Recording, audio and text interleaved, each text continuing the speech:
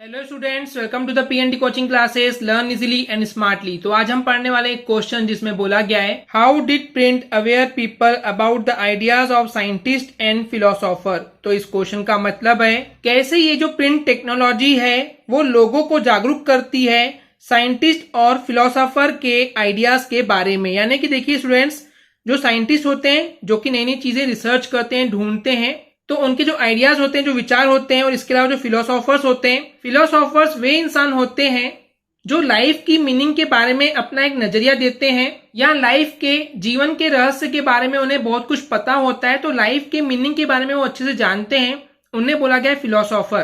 तो जो साइंटिस्ट और फिलोसोफर थे, उनके जो आइडियाज थे, जो विचार थे, जो सोच थे, उनके बारे में लोगों को जो जागरूकता मिली, जो उनको जानकारी मिली, उसमें ये प्रिंट जो है या प्रिंट टेक्नोलॉजी जो है ये कैसे हेल्प करती है।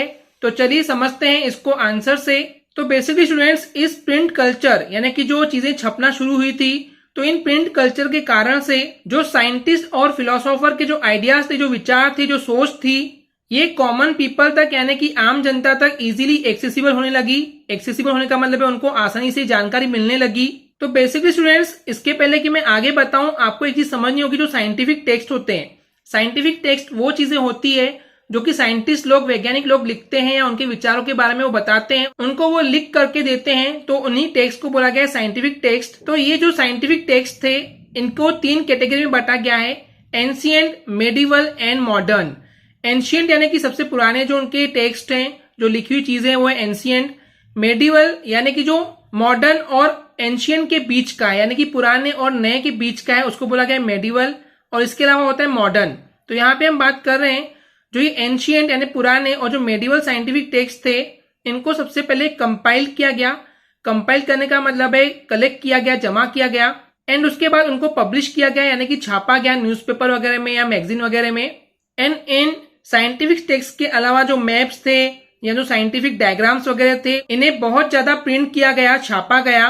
कुछ साइंटिस्ट जैसे कि आइजैक न्यूटन हो गए, उन्होंने जब शुरू कर दिया था पब्लिश करना उनके डिस्कवरीज के बारे में, यानी कि जो जो चीजें उन्होंने डिस्कवर किए थे, जो जो चीजें खोजे थे, उसको उन्होंने छापना शुरू कर दिए थे, प्रिंट करना शुरू कर दिए थे। तो इसे छापने के वजह से बहुत सारे लोगों पे इसका प्रभाव पड़ा, प्रभावित हुए इससे। और ये जो प्रभाव पड़ा ना केवल एक किसी इंसान पे बल्कि बहुत ज्यादा बड़े सर्कल पे यानी कि बहुत सारे लोगों पर इसका असर पड़ा। और ये वो लोग थे जिनका माइंड साइंटिफिकली सोच सकता है, साइंटिस्ट की जैसे सोच सकता है। तो ऐसे लोग जब ये सब चीजें पढ़ते हैं, रीड करते हैं, तो उनका भी माइंड डेवलप होता है, उनका माइंड थोड़ा सोचने लगता है इन चीजों के बारे में। तो इस तरीके से ऐसे रीडर्स पे बहुत ज्यादा फर्क या प्रभाव पड़ने लगा। इसके अलावा और भी साइंटिस्ट थे जैसे कि थॉमस पेन, वोल्टेयर और जीन जैक्स रोसियो।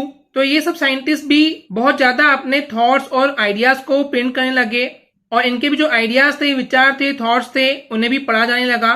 तो ऑब्वियसली ये जो उनके आइडियाज थे साइंस के बारे में, विज्ञान के बारे में, या उनकी जो सोच थी, और इन आइडियाज के पीछे जो रीजन थे, कारण थे, या जो रेशनलिटी थी, रेशनलिटी का मतलब होता है कि किस बेस पे वो सब बातें कर रहे हैं, ये सब चीजें जो थी, तो इन सब आइडियाज, रीजंस और रेशनलिटी की वजह से ये जो आइडियाज थे साइंटिस्ट और फिलोसोफर के, ये बहुत ज्यादा पॉपुलर हो गए थे लिटरेचर में। लिटरेचर क्या होता है स्टूडेंट्स? इसे हिंदी में हम साहित्य कहते हैं। इसको हम ऐसे भी बोल सकते हैं कि आर्ट के रूप में कोई भी चीज जो लिखी जाती है उसको हम जनरली लिटरेचर मानते हैं, साहित्य मानते हैं। तो इस तरीके से जो साइंटिस्ट के और फिलोसोफर के जो आइडियाज थे या उनके पीछे के जो रीजन थे, जो रेशनलिटी थी, इन सभी के वजह से ये सब जो आइडियाज थे वो बहुत ज्यादा पॉपुलर हो गए थे लिटरेचर के अंदर, क्योंकि वो बहुत अच्छी तरीके से सब चीजों के रीजन एक्सप्लेनेशन के साथ दे रहे थे। तो लोगों को इसका बहुत प्रभाव पड़ रहा था।